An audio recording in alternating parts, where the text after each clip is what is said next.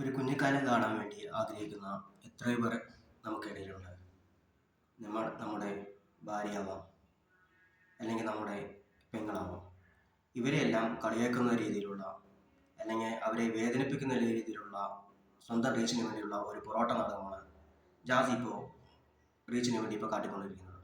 Pregnant ആണോ എന്നൊക്കെ ഇങ്ങനെ സോഷ്യൽ മീഡിയയിലൊക്കെ സത്യമായിട്ട് ഞാൻ പ്രഗ്നന്റ് ആണ്. എത്ര മാസം?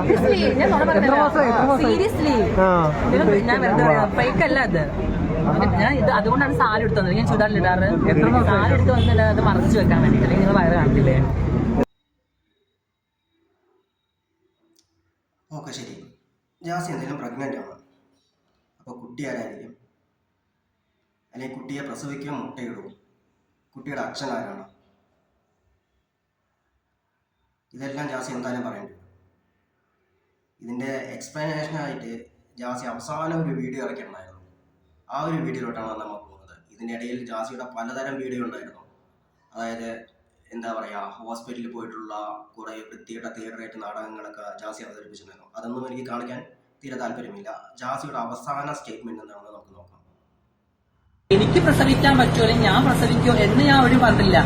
ഞാൻ അമ്മയാവാൻ പോകുന്നു എന്ന് പറഞ്ഞാൽ ഞാൻ ചെറിയ സറോഗസി വഴി ആയിരിക്കാം, അല്ലെങ്കിൽ ഞാൻ ഒരു കുട്ടീനെ അഡോപ്റ്റ് ചെയ്തായിരിക്കാം. എന്റെ കുട്ടീനെ അഡോപ്റ്റ് ചെയ്താന്നുള്ളത് എനിക്ക് പറയേണ്ട ആവശ്യമില്ല. ഓക്കെ, ഈ പറയുന്ന സരോഗസി നമ്മുടെ നയൻതാര ചെയ്തിട്ടുണ്ടായിരുന്നു.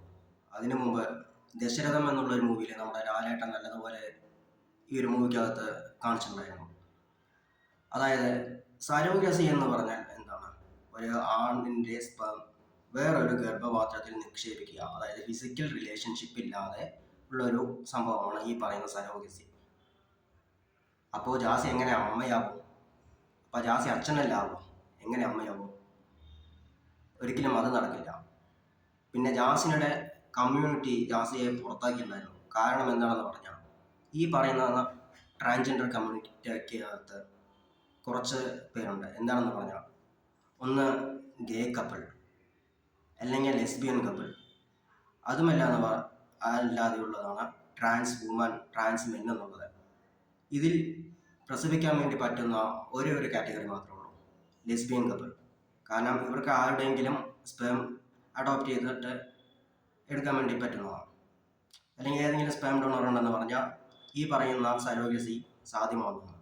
അല്ലാതെ ജാസിക്ക് ഒരിക്കലും ഈ പറയുന്ന സംഭവം എന്തായാലും നടക്കില്ല.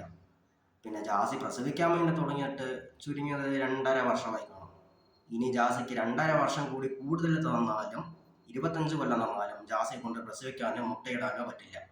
ഒന്നുമില്ലെങ്കിൽ ജാസി ഈ പറയുന്ന സർജറി കഴിഞ്ഞിട്ട് ജാസി ഒരു ട്രാൻസ് വുമൺ ആകുക.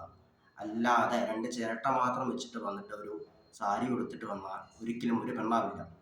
അത് ജാസി ആദ്യം മനസ്സിലാക്കണം. ജനങ്ങളെ പൊട്ടനാക്കുന്ന രീതിയിൽ, അതായത് നിന്റെ കൂടെയുള്ള വിത്തുകളെ ഇതിൽ കാണിക്കാത്തത് എനിക്ക് തീരെ അവനെ കാണിക്കാൻ താല്പര്യമില്ല. കാരണം ഇത്രയും വലിയ തണ്ടും തടിയുണ്ടായിട്ട് ഈ പറയുന്ന മണ്ണയ്ക്ക് എന്തെങ്കിലും ജോലി ചെയ്ത് ജീവിച്ചുകൂടാ. നിന്റെ ഇതും താങ്ങി നടക്കേണ്ട ആവശ്യമില്ല ഒരിക്കലും. പിന്നെ ഈ പറയുന്ന പ്രസവിക്കാൻ പോകുന്ന ഏതൊരു സ്ത്രീക്കും എഗ്ഗ് വേണം. ഇതില്ലാതെ എങ്ങനെയാ ജാസി? ഇതിനേക്കാൾ നല്ലത് നിനക്ക് വേറെ വല്ല പരിപാടിക്ക് പോകുന്നതായിരുന്നു. എന്താണ് ജാസി എന്നുള്ളൊരു വീഡിയോ ഇനി നമുക്ക് കണ്ടു നോക്കാം. ഒരിക്കലും ഇതൊരു AI ജനറേറ്റഡ് വീഡിയോ അല്ല. ഇത് കണ്ടു നോക്കാം. എന്നിട്ട് നിങ്ങൾക്ക് നിങ്ങളുടെ അഭിപ്രായം കമൻറ്റിലൂടെയോ അല്ലെങ്കിൽ നിങ്ങൾക്ക് എന്നെ തെറി വിളിക്കുന്നവർ വന്നിട്ട് എൻ്റെ കമൻറ്റ് ബോക്സിൽ വിളിച്ചിട്ട് പോകാം. എന്തായാലും ഈ ഒരു വീഡിയോ കൂടെ കണ്ടിട്ട് നമുക്ക് എന്തായാലും ഈ ഒരു വീഡിയോ നമുക്ക് എന്തായാലും വൈൻഡപ്പ് ചെയ്യാം. എടാ മോനെ അടാറ് ചെക്ക് വരുന്നുണ്ടാ.